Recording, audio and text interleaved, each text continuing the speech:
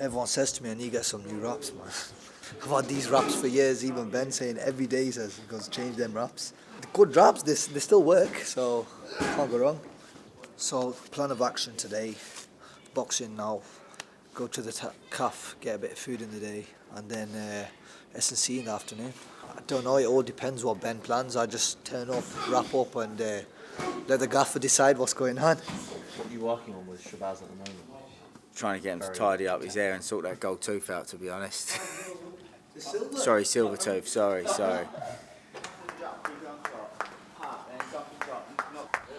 Hey Pop, on the press conference you flipping the table. Get the views. Imagine if you tried flipping it and flip. I would describe him as versatile. He can box orthodox, he can box southpaw, slick on the back foot, decent on the counter, but he can also mix it up close. He's tough, he's rugged, very good body puncher. Plan for today is just to go over a few drills, rep a few scenarios. A situation, so fighters have got tendencies, for example, typically when you make a fighter fall short in this area of the ring, he's got a tendency to do this after that. Or when you do this, he's got a tendency to do that. So we'll play out that scenario and what we want him to do in those scenarios. And to combat, sometimes it might be a weakness, sometimes it might be a strength. They're very good at this. You need to do this to nullify that. Sometimes we might even focus, he's got this strength, but this happens a lot. We'll look to try and capitalise on that. He'll put that together, we'll go through it, we'll put together some drills based on that. Big guys are getting the body belt on. That's right. That's Pakistani power. It's that sneaky power. They don't expect it. You have to wear it with me, don't you? Kids up. Tell you what, I'm craving a taste of Pakistan. If you just keep him like that and he can change that up for bomb and then touch slip. Peter's a very good fighter, very layered, so Shabaz needs to be versatile. He's going to have to make adjustments. They're two very good boxers, but I think they've both also got capabilities to dig in and fight, so to speak. They're labelled as boxers, but they're able to fight. I think there's going to be moments throughout where each fighter's got to make adjustments, and that's what makes it a difficult fight to prepare for. Don't really work off a round, to be honest. Just drill the scenarios. How many of them depend on how much focus we feel like based off the sparring. We feel like we need to focus on this situation. This needs dealing with. We're not doing this well. This needs a lot of work. Or this is good. We want to keep that topped up. This isn't working. We need to come up with another solution for that. Just a little bit of bag work. Finish off.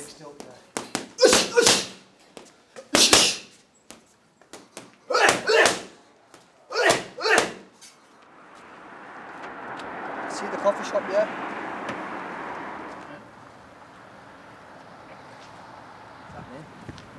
Day in the life, innit? Day in the life, man. What was it you guys ordered? Just some toast and eggs, mate. Sourdough, eggs, salad, avocado.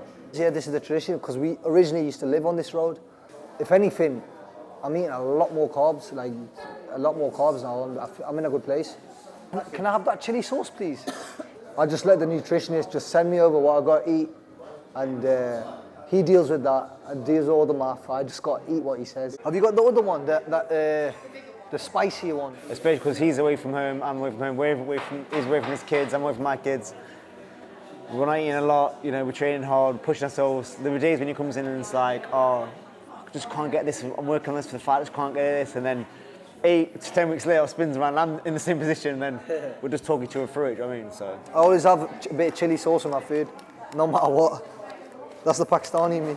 When I first come down here, Lee was in massive fights, and I was just coming through. And I seen the process, the hard work, the commitment, the sacrifices. Like it's like one of them. He's one of my best friends now, but he's like a role model to me as well.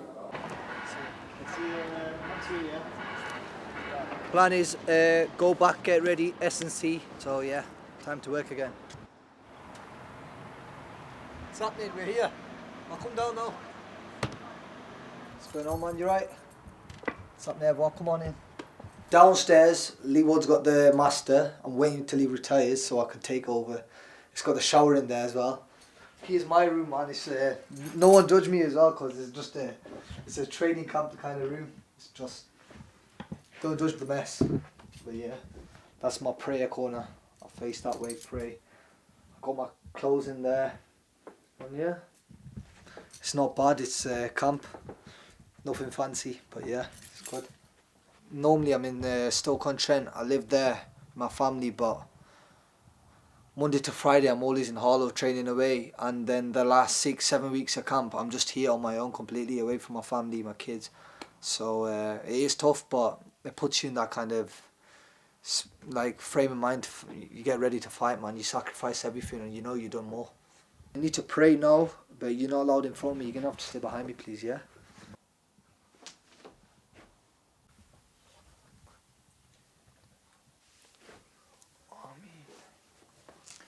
That's prayer done now. I'm just gonna get ready and we're gonna go to S&C. Come on, bro. First of all, let me see. It's 4:20. What are you still doing here? You go I home. don't like driving home in the light. Go.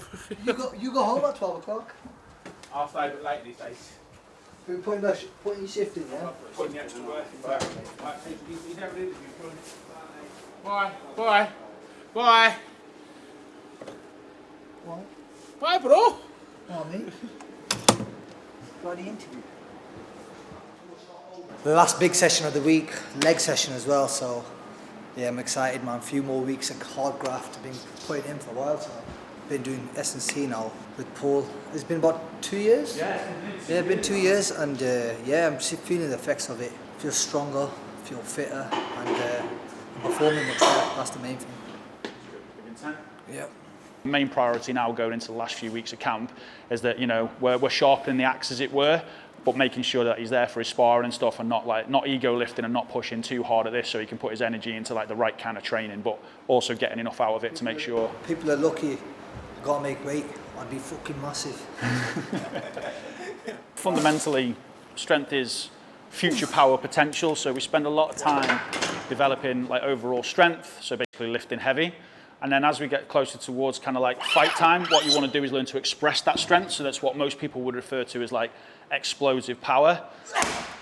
So basically what we're doing here is we're just trying to create a load where it allows Shabaz's muscles to produce as much power and force as possible. But obviously the specific exercises that we're kind of using are there to make sure that there's like no weak points in the chain. You know, if you think about boxing, there's a lot of lower body strength, there's a lot of, you know, even in terms of upper body strength, you're trying to generate that force from the floor and the ground upwards. So what we're doing here with the different kind of movements is we're just making sure there's no weak links in the chain, really. Bah, bah, bah. Finished. Tune in. Any message to McGrail now? No, just see you on the 6th. Keep it nice and classy like that.